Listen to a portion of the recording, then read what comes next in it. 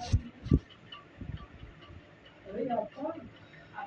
दोस्तों, नमस्कार। मैंने आप लोगों को कल जो UGC net youth publication history की लगभग 30 से 40 क्वेश्चन कराया था और उसी सीरीज में आज उससे आगे का क्वेश्चन कराएंगे। ठीक है, लगभग क्वेश्चन नंबर कहाँ तक किए थे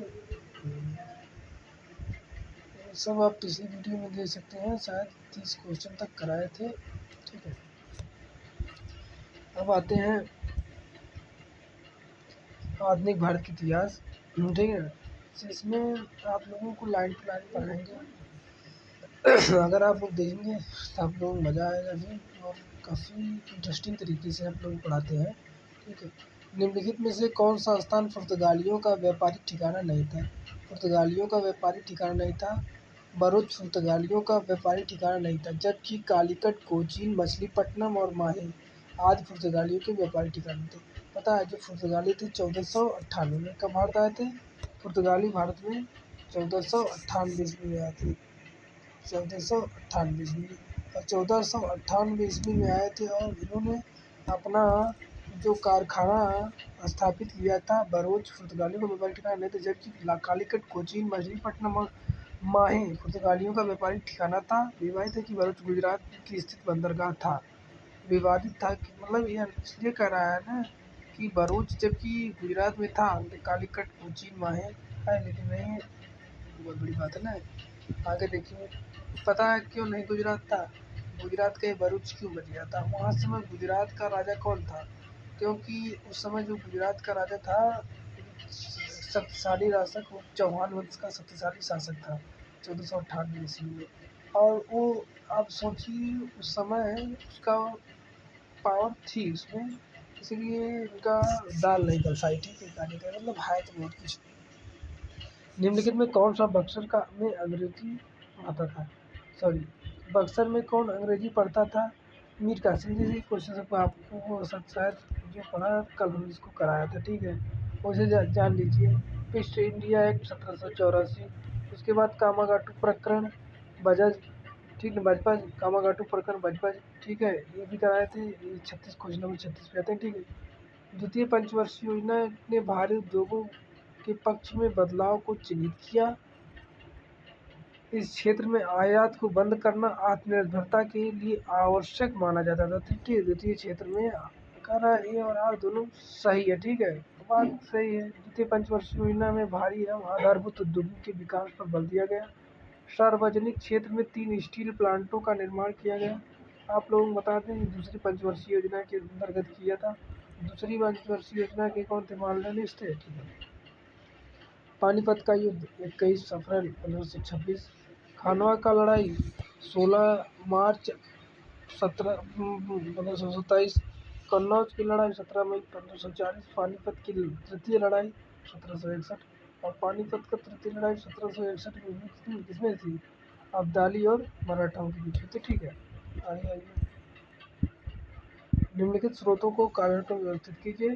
ठीक है, इसमें है निम्नलिखित स्रोतों ग्रंथों का काव्य इस प्रकार है। खजानुल फतूह अमीर खुसरो, अमीर खुसरो। उसके बाद है वाक़यात मुस्ताकी, रिज कुल्हा मुस्ताकी, ताकत अकबरी, निजामुद्दीन अहमद, मसीर जहांगीरी, ख्वाजा कामाकर 17वीं शताब्दी। देखिए, खजानुल फतूह अमीर खुसरो, और अमीर खुसरो जो था किसके दरबारी था? तो अमीर खुसरो ना खुश गौरी सिर पे डारा केश अमीर खुसरो ऐसे कुछ नहीं है। तो यहाँ तक जान लीजिए, जो अमीर खुसरो है ये 12 से लेकर 13वीं शताब्दी तक था। क्योंकि खुसरो इब्न बतूता और कुतुबुद्दीन ऐबक ये सबका मतलब समझ लीजिए कि समकक्ष था। देखते हैं,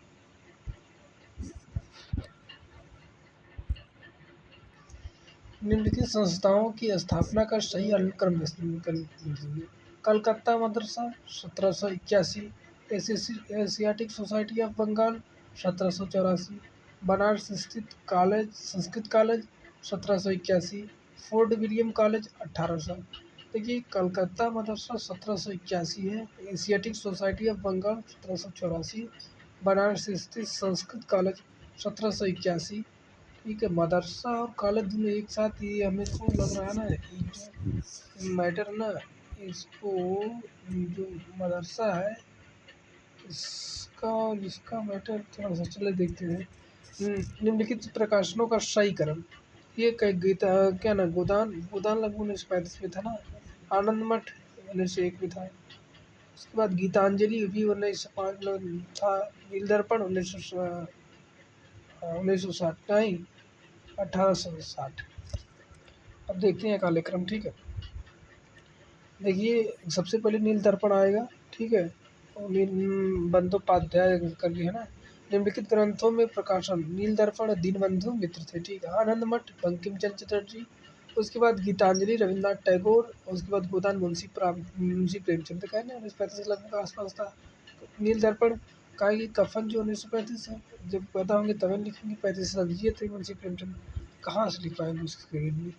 निम्नलिखित कृषि आंदोलनों का ऐतिहासिक क्रम, लगभग जो है कृषि आंदोलन का ऐतिहासिक क्रम में देखिए, पवाना, एक पवाना 1873 छिहत्तर के आसपास हुआ था, और ईश्वर चंद्र राय चंपारण सत्याग्रह, और जो चंपारण है वो 1917 में महात्मा गांधी सत्याग्रह, मोपला विद्रोह 1920, अली मुसलियार एवं आंदोलन 1921। ठीक है, कृषि के पंजीकरण के कृषक वर्ग और भी विभेदन कर दिया, कृषि के वाणिज्यीकरण में कृषि की वृद्धि, कृषि के वाणिज्यीकरण में कृषि की वृद्धि हुई। देखिए ये यार दोनों सही, लेकिन उसकी व्याख्या नहीं, वाणिज्यीकरण से कृषि में वृद्धि थोड़ी ना होगी, वही जैसे वाणिज्यीकरण मतलब वही नील का उत्पादन करना शुरू कर दिया तो कहाँ वृद्धि होगी। कृषि का वाणिज्यीकरण भारत के ब्रिटेन को औपनिवेशिक नीतियों का परिणाम था, जिसने कृषि की वृद्धि हुई, परंतु कृषक वर्ग और भी भेद हो गया। उल्लेखनीय कृषि वाणिज्यीकरण का धीरे धीरे कृषि व्यापारी और निर्भर होता गया, और व्यापारियों ने किसान की गरीबी का पूरा फायदा उठाया। अगर आप इसको पढ़ेंगे ना तो समझ लीजिए एक तरह से इतिहास आप लोगों को देखने का तरीका बदल जाएगा। एनसीईआरटी ना 11 की एनसीईआरटी में एक चैप्टर है जहाँ पे आप देखेंगे अनेक प्रकार के आंदोलन होते हैं, इसको पढ़िए एक बार। 11th की एनसीईआरटी बहुत खतरनाक है। इटली के एकीकरण के निम्नलिखित अंग, इटली का गठन किसके द्वारा किया था? मैजोनी। ठीक है, मैजिनी। इटली के एकीकरण के लिए यंग इटली का गठन सन 1831 में जोसेफ मैजिनी ने किया था। दाता है कि इटली के एकीकरण का श्रेय मैजिनी, कवर्स और गैरीबाल्डी को दिया जाता है। भारत में कृषक वर्ग की संलिप्तता अलग अलग तथा स्थानीय बनी रही। भारतीय कृषि समाज की संरचना जटिल थी। भारतीय कृषि समाज की संरचना जटिल थी। मतलब भारतीय कृषि में समाज की संरचना सही, अटपटा सही का मतलब ये सही, लेकिन ये वाला गलत है। भारत में व्यापक भौगोलिक क्षेत्र विविध और कारण कृषि के स्थानीय का विकास प्रभावित था, और भारतीय ग्रामों की आत्मनिर्भरता के कारण कृषक समुदाय एक दूसरे के निर्लिप्त थे, परंतु भारतीय कृषक समाज की संरचना कभी जटिल नहीं थी।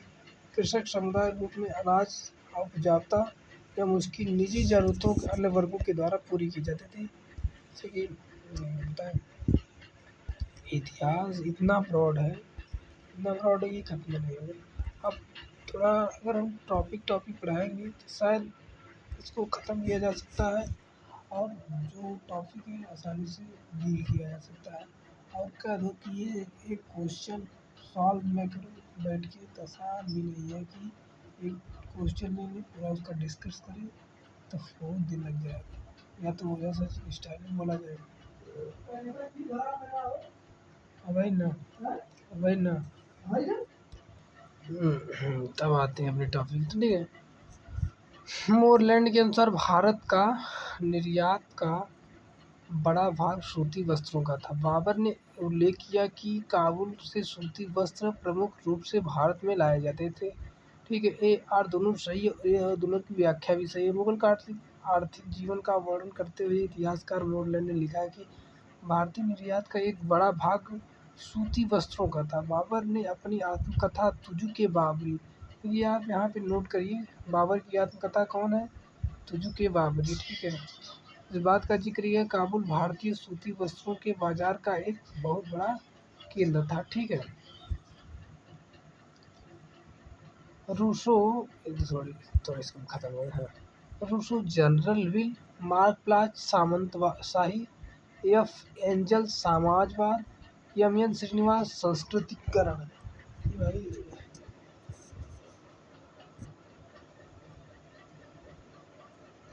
ठीक, उसकी एक मिनट थोड़ा सा आगे चलिए, देखिए ट्रिक बना देते हैं ना। Rousseau general will, Marc Bloch सामंतशाही, एफ एंजल समाजवाद, एम श्रीनिवास संस्कृतिकरण। देखिए रूसो ने ना एक जनरल विल का प्रकाशन किया था। एक इनकी किताब है ना, एक उस समय जैसे किताबें ज़्यादा पढ़ी जाती थी जब रूसो था। हाँ रूसो आज से लगभग एक आध हज़ार साल पहले था। और मार्क ब्लॉच सामंतशाही कौन था? सामंतशाही का प्रथम प्रमाण किसके समय गुप्त शासकों के विषय में कहा जाता है कि वो सामंतशाही का प्रथम प्रमाण गुप्त वंश से चालू होता। सामंत क्या है? सामंत का तात्पर्य ये है ना कि जो एक रियासत है, रियासत को बड़े स्तर पे छोटे छोटे भागों में या जमींदारों को बांट देना, उसी को सामंतशाही कहते हैं। आगे चलिए।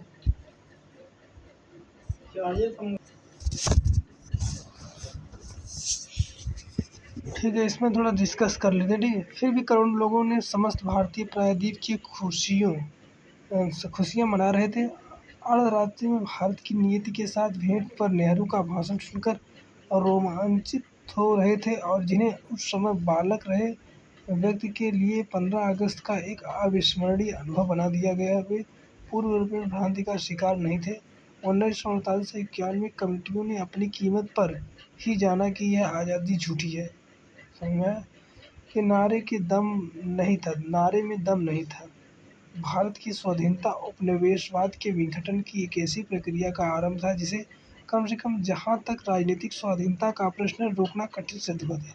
ब्रिटेन और अमेरिका की कठपुतली होने के स्थान पर भारत ने नेहरू के नेतृत्व के धीरे धीरे एक स्वतंत्र विदेशी नीति विकसित की, जो उस समय के लिए गुटनिरपेक्ष की नई धारणा का पर समाजवादी देशों में उभरती हुई तीसरी दुनिया के साथ मैत्री पर आधारित थी। 26 जनवरी 1950 को मोटे तौर पर एक लोकतांत्रिक संविधान की घोषणा की गई, जो अनेक सीमाओं के बावजूद अंत तक सर्वाधिक वयस्क मताधिकार के मुद्दे की अवहेलना करने वाली ब्रिटिश भारतीय संस्थाओं की तुलना में अधिक अधिक प्रगतिशील था।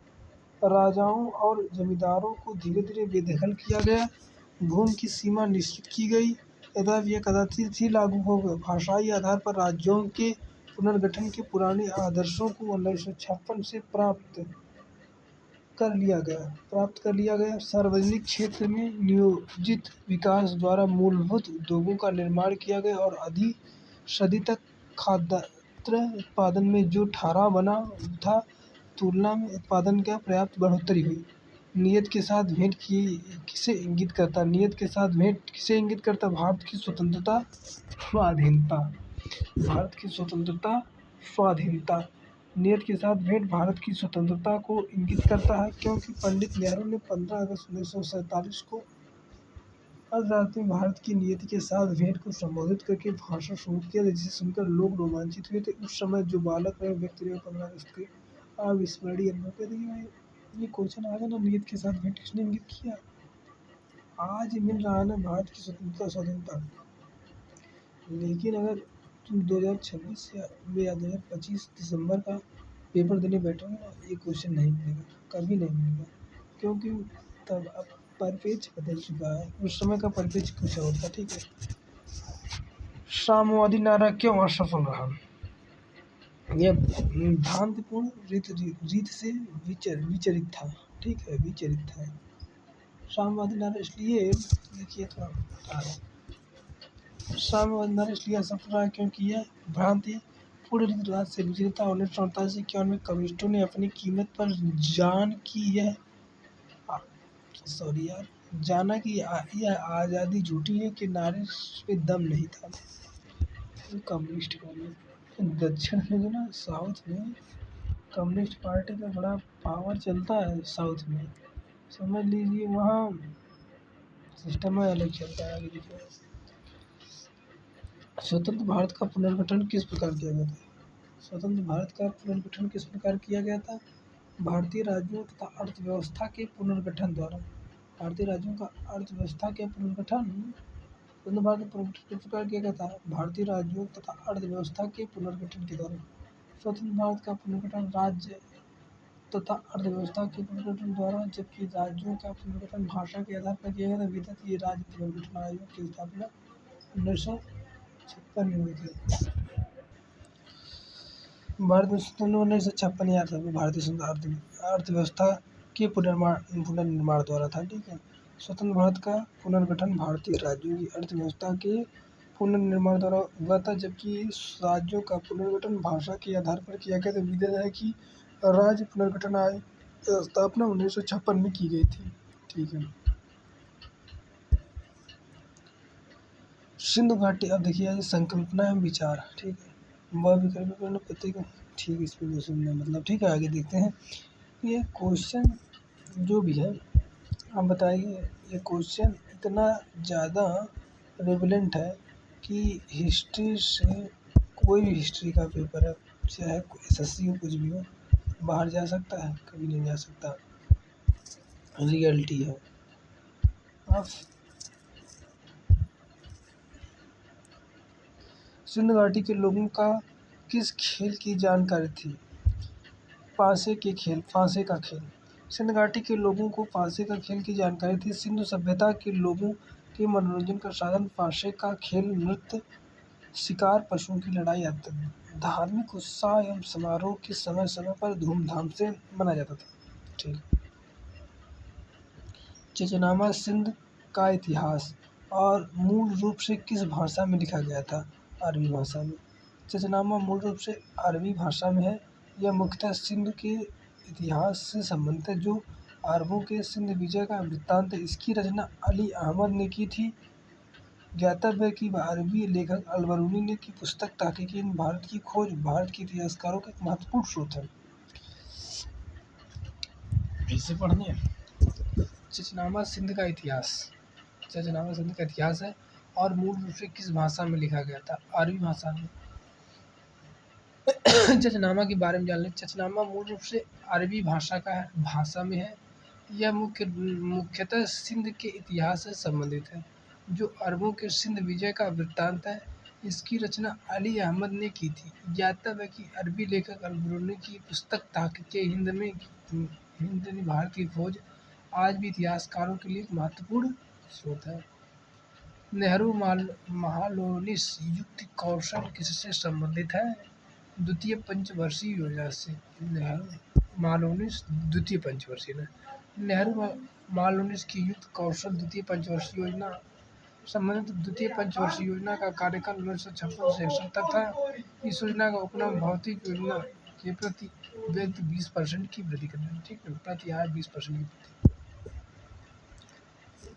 की वृद्धि। एक मिनट,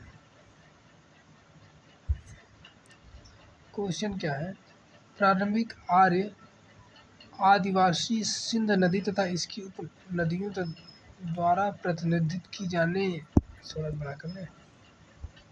वाली 7 नदियों की जमीन पर आधिपत्य स्थापित करने में संलग्न रहे। प्रारंभिक आर्य आदिवासी सिंधु तथा इसकी उपनदियों द्वारा प्रतिनिधित्व की जाने वाली 7 नदियों की जमीन पर आधिपत्य स्थापित करने में संलग्न थे। विभिन्न आर्य जनजातियों के बीच संघर्ष दृष्टिगोचर होता था। प्रारंभिक आर्य का निवास स्थल सिंध तथा उसके सहायक नदियों के बीच था। प्रारंभ में आर्यों का विस्तार संघर्ष देश में हुआ। बाद में आर्य कई वर्ग में विभाजित हो गए, जिन्हें कालांतर में युद्ध होते रहे। निम्नलिखित क्रम में व्यवस्थित कीजिए तथा दिए गए कूटों का सही उत्तर कीजिए। ठीक है। आगे देखिए, इसको सही से कर दें। इसमें देखिए सबसे पहले इसमें नॉर्मल है, क्या हो गया? पाषाण युग, पाषाण युग के बाद ताम्र पाषाण युग, ताम्र पाषाण युग के बाद कांस्य युग, कांस्य युग के बाद लौह युग, मतलब वही वैदिक एज। और पाषाण काल मतलब पूरा पाषाण काल। उसके बाद ताम्र पाषाण काल, जब तांबे का ज्ञान हो गया। उसके बाद कांस्य युगीन सभ्यता हुई, या सिंधु घाटी सभ्यता। लौह यार आप समझ सकते हैं, वैदिक एज। ठीक है। निम्नलिखित यात्रियों को उनके आगमन के क्रम में व्यवस्थित कीजिए। देखिए थोड़ा इसमें दे दिया ना, अच्छा रहेगा। इसमें देखिए लिखा गया है, पहले है आपके इब्न बतूता सॉरी, हाँ, इब्न हेनसांग 629 ईस्वी, हेनसांग 629 ईस्वी कितना है, हेनसांग 600, इसका मारे लगाए तीर यार, हाँ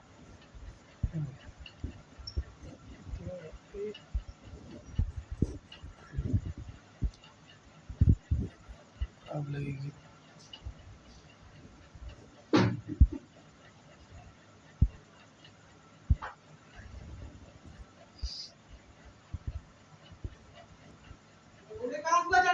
ना ही मर, तो हम कहाँ लगाई। ये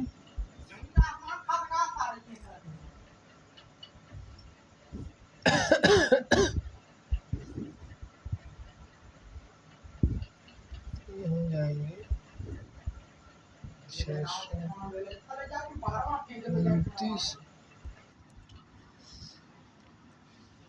ये गया हेनसांग 629 ईस्वी, ठीक, ये भारत के समय में था। उसके बाद इब्न बतूता 1333 में मोहम्मद तुगलक के दरबार में आया था। वर्नियर 1556 ईस्वी में मुगल दरबार में आया था। दारा और औरंगजेब के उत्तराधिकारी संघर्ष का साक्षी बना। और विलियम होजेज 17वीं शताब्दी के उत्तरार्ध में बंगाल आया था। क्वेश्चन मिल चुका होगा। आगे चलिए, इब्न बतूता, थॉमस रे, पीटर मुंडी, शायद आप लोग क्वेश्चन हम अभी कुछ देर पहले कराए थे, कल वाली स्लाइड में कराए थे, ठीक है। अगर इब्न बतूता, मोहम्मद बिन तुगलक, थॉमस रे, जहांगीर, पीटर मुंडी, शाहजहां, वर्नियर, औरंगजेब, जैनुल बाबर, जलालुद्दीन अकबर, नूरुद्दीन नूरुद्दीन जहांगीर, अल्मागीर, औरंगजेब। इसके बाद आता है भारत रोम व्यापार संबंध में तीसरी और चौथी शताब्दी में कमी आई। ब्राह्मणत्व को बढ़ते हुए प्रभुत्व के समुद्र यात्रा को प्रतिबंधित बना दिया गया। समुद्र यात्रा को प्रतिबंधित बना दिया गया। दोनों सही है, ठीक है। चौथी शताब्दी में भारत तथा रोम के मध्य व्यापार की कमी आई, चूँकि इस समय तक भारत के कई राज्यों पर विदेशियों का कब्जा हो चुका था और ब्राह्मणवादी अर्थव्यवस्था जटिल हो गई थी, जिससे समुद्री यात्रा करना पाप समझा जाता था। भारत की उत्तरी पर सीमा पर हिमालय स्थित है तथा इसकी दक्षिण पूर्वी एवं पश्चिमी पर सीमा मुक्त सागर घिरी है। इस पर भारत दुनिया के अन्य भागों से कट गया।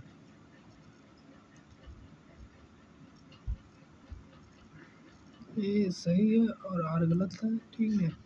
भारत की प्राकृतिक सीमा उत्तर से हिमालय और बाकी तीन और समुद्र से घिरी थी, और जिससे भारत आदिकाल से दुनिया के शेष भागों से संपर्क में था। प्राचीन काल से ही भारत का व्यापार यूरोप, मध्य एशिया और अफ्रीका से होता रहा, ठीक है। कुमारी क्या नाम है, सिल्क रोड था। निम्नलिखित को ऐतिहासिक क्रम में व्यवस्थित कीजिए।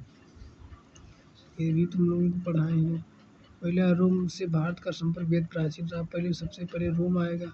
राज्य संभवतः दक्षिण भारत का महापाषाण काल से ही है। मौर्य काल की प्रथम ग्रीक भारत आए, उसके बाद शक भारत आए आगमन हुआ, और जो पश्चिमी भारत, तो इसमें बी यानी रोम के बाद ग्रीक के बाद शक के बाद प्रतिहार। कौन कहेगा, कोई कहेगा प्रतिहार कहाँ से आ गया, ठीक है। इसको जानने के लिए मेहनत करना पड़ेगा। इसमें देखिए अग्निमित्र, वरुण, ये सब याद किया गया है, बहुत मेहनत से किया जाता है, ठीक है। इंद्र के बाद अग्नि के बाद वरुण के बाद मारुत्र। देखिए वैदिक काल में प्रमुख देवता इंद्र, अग्नि, वरुण, सोम, मारुत जन्य है।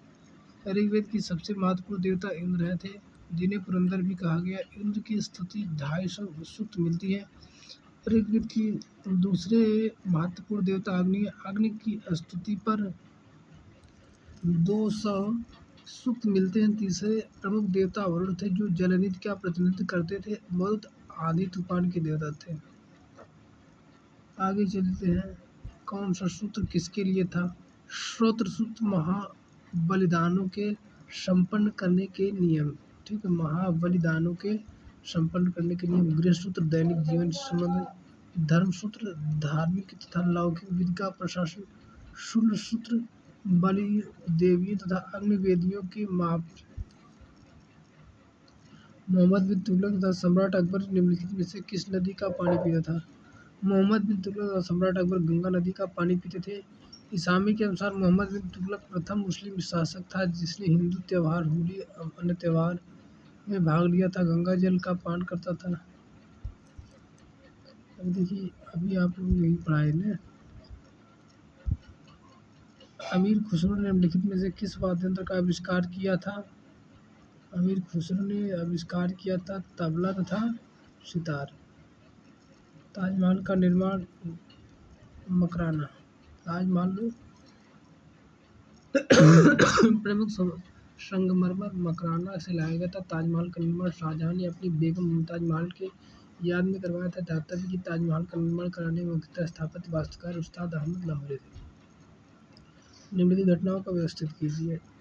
देखिए, पानीपत पर प्रथम युद्ध 21 अप्रैल 1526, हल्दी घाटी का युद्ध 18 जून, उसके बाद कितना हो गया 18 जून 1576, बक्सर का 1764, धर्मत का युद्ध 39 में होगा 1500, धर्मत का युद्ध हो जाएगा 1658 में, और बक्सर का 22 अक्टूबर 1764। अकबर राजपूतों की मित्रता स्थापित करना चाहता। मुगलों के मध्य एशिया के संबंध विच्छेद हो जाने से अकबर को मैत्रीपूर्ण संबंध भारत से स्थापित करना आवश्यक था। ये दोनों सही व्याख्या है।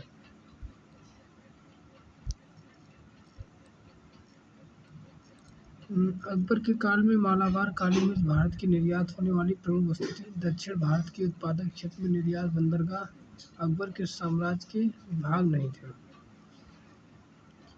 क्या हो जाएगा? बी सही है, क्योंकि ये आर सही है लेकिन व्याख्या नहीं है। यार मज़ा नहीं आ रहा है। चल 30 मिनट किसको पूरा करते हैं इसको, ठीक है। आज निम्नलिखित भक्त संतों का सही अनुक्रम। अब देखिए, रामानुजन का समय